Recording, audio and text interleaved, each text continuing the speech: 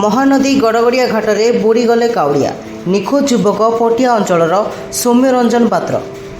କଟକ ମହାନଦୀର ଗଡ଼ଗଡ଼ିଆ ଘାଟରେ ମହାନଦୀରେ ଭାସି ନିଖୋଜ କାଉଡ଼ିଆ। ପାଣି ଉଠାଇବା ସମୟରେ ରବିବାର ସନ୍ଧ୍ୟାରେ ଜଣେ କାଉଡ଼ିଆ ପାଣିରେ ଭାସି ନିଖୋଜ ହୋଇଯାଇଛନ୍ତି। ନିଖୋଜ ଯୁବକ ଜଣକ ଭୁବନେଶ୍ୱର ପଟିଆ ଅଞ୍ଚଳର ସୌମ୍ୟରଞ୍ଜନ ପାତ୍ର ବୋଲି ଜଣାପଡ଼ିଛି। ଅଗ୍ନିଶମ ବିଭାଗ ଅଧିକାରୀମାନେ ସୌମ୍ୟଙ୍କ ଅନ୍ୟ ଜଣେ ବନ୍ଧୁଙ୍କୁ ସୁରକ୍ଷିତ ଉଦ୍ଧାର କରିଥିଲେ ମଧ୍ୟ ସୌମ୍ୟଙ୍କୁ ଉଦ୍ଧାର କରିପାରିନାହାନ୍ତି। ସାଙ୍ଗମାନଙ୍କ ସହ ମିଶି ସୌମ୍ୟରଞ୍ଜନ ଗଡ଼ଗଡ଼ିଆ ଘାଟକୁ ଜଳ ଲାଗି ପାଇଁ ପାଣି ଉଠାଇବାକୁ ଯାଇଥିଲେ।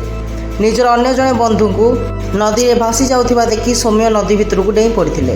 ତେବେ ସେଠାରେ ଉପସ୍ଥିତ ଥିବା ଅଗ୍ନିଶମ ବାହିନୀ ସୌମ୍ୟଙ୍କ ବନ୍ଧୁ ଜ୍ୟୋତିଙ୍କୁ ଉଦ୍ଧାର କରିଥିଲେ ମଧ୍ୟ ସୌମ୍ୟଙ୍କୁ ଉଦ୍ଧାର କରିପାରିନଥିଲେ।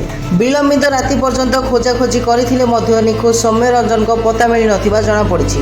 ରବିବାର ଗୋଟିଏ ଦିନରେ ଗଡ଼ଗଡ଼ିଆ ଘାଟରେ 8 ଜଣ କାଉଡ଼ିଆ ଭାସି ଯାଉଥିବା ବେଳେ ସମସ୍ତଙ୍କୁ ଉଦ୍ଧାର କରାଯାଇଥିବା କ୍ୟାଣ୍ଟନମେଣ୍ଟ ଥାନା ପୋଲିସ ପକ୍ଷରୁ ସୂଚନା ଦିଆଯାଇଛି।